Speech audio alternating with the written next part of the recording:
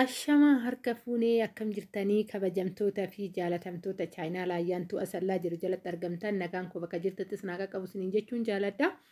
Baga jiraattanii baga eeggamtanii yoo na eegdan. Egaa ka'aan obboleettiin keessan nagaa guutuun qaba. Isinis akka nagaa qabdan abdiin qaba rabbirraa. Egaa ka'a viidiyoo tana sheer gootanii ijoollee baay'ee biraan akka geessan abdiin qaba. Isinirraa isiniin jedha. Warroonni chaayinaa laayyaantuu asallaatti faarawwataa ta'anii sabiskiraaybii godhuun maatii keenya taachuun gaman affeerraa kooti. Egaa akka tanaan dura viidiyoo hojjedheen ture waa'ee meeshaa obboleettiitiyyaa algaa kanaa biiffee qumsaaxiniin jedhaa biiffee xiqqaa biiffee guddaa kan ajajame irratti hojjedheen ture. Egaa akka har'a meeshaan ishii xumurameetu jira. Inni guddaan waan dubbachuu barbaadu meeshaalee tanaan dura warri hordofaa turtanii kan kaleessaa saniif har'aa wal bira qabdanii waggaa laaltan tokkodha jechuudha. Gaafa duraallee kana diizaayinii kana xalabatan jedhee gatii isaa wajjin irratti hojjedhe meeshaan kun gaafa bahu akkuma isaan xalabatan san ta'e jechuudha. Hedduun itti gammade. Waan kana irratti maaliif inni guddaan xalabsiisuu qofa osoo hin ta'in ilma namaa meeshaa abbaa sanii fakkaatee bahudha. Inni lammataa kan biraa ittiin dhufa waa'ee ansoolatan dubbachuu barbaada. Yeroo baay'ee ansoola algaa libsii jechuudha. Yeroo baay'ee algaa libsii doraara diraamaa riyaadaa waan akkasiisaniin binna bakka jirrutti jechuudha. Maatii keenyaafis ergina. 3-4 kaargoo keessatti fa'a waan argeerraa hin dubbadha ijoollee. Waan odeeffannoo osoo hin ta'in waan ofii kiyyaa argeerraan hin ka'ee dubbadha. Waan ani yeroo baay'ee kaargootti taajjabetu jira. Algaa libsiin kun akka waan biyya keessa hin jirre.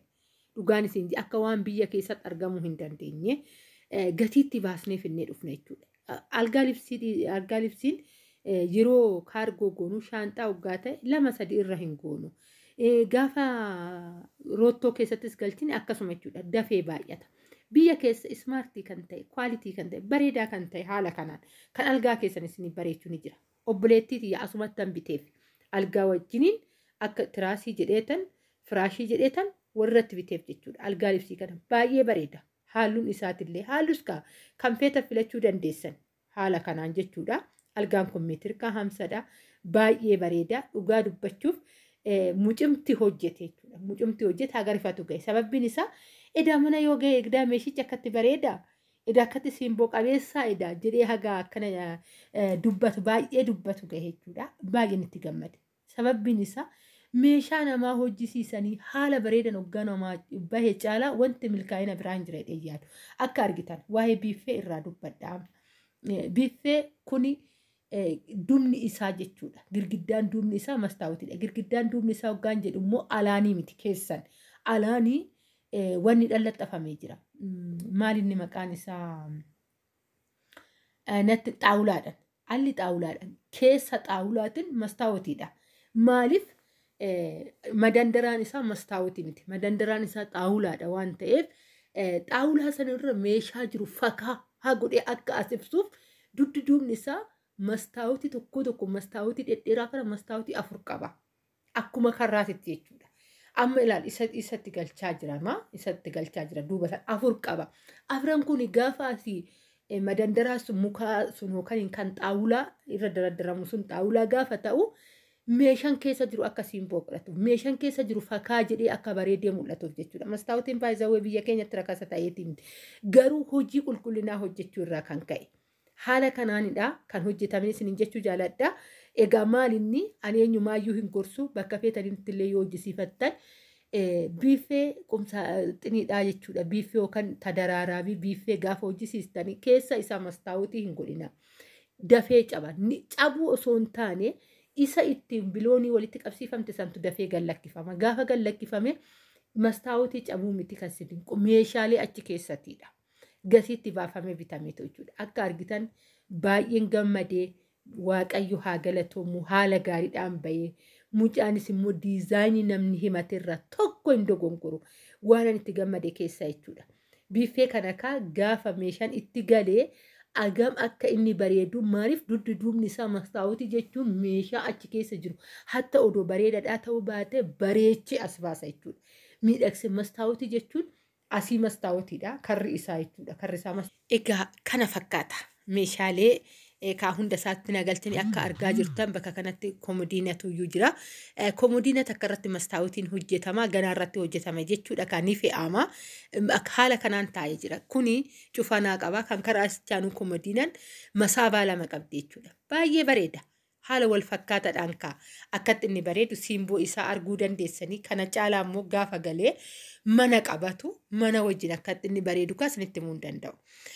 As keessatti yeroo eeggadda viidiyoo afaan Amaariffaatiin kan hojjetame wayitan baay'ee tokko ajaa'ibsiifadhe dhugaa dubbachuuf jechuudha. Meeshaaleen 200 fixee gaafa jedhanii baay'een ajaa'ibsiifadhe. Maaliif egaa ka naannoon garagara haa ta'u malee biyyattiin haalli biyyattii tokkumaadha.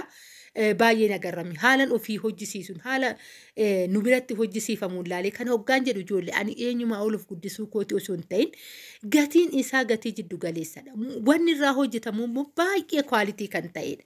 Haala akkanaa kanaan bakkuma feetanitti yoo hojjisiifattan dirqama dhuftanii asitti hojjisiifadhaa jechuu osoo hin ta'in bakka kamittu yoo hojjisiifattan adaraa keessa waan bittan laalladha. Waan baruus ni ta'u har'aa miti waan ijattiif yeroo baay'ee meeshaalee ijoolleen maal godhu wanta caccalaqqisu wayinatti ergu. Ani immoo lakki wanta akkanaa kun akkanaadhaa barii kan boruufillee isinii ta'uu danda'u waan akkanaatidha jedheetan gorsaan anumaa naafiti yoo jedhan jechuudha. Egaa ijoolleen akkas jedhan tariitii as jala jiraatanii wanni kana viidiyoo kana laaluu danda'u isiniin jechuun jaaladha.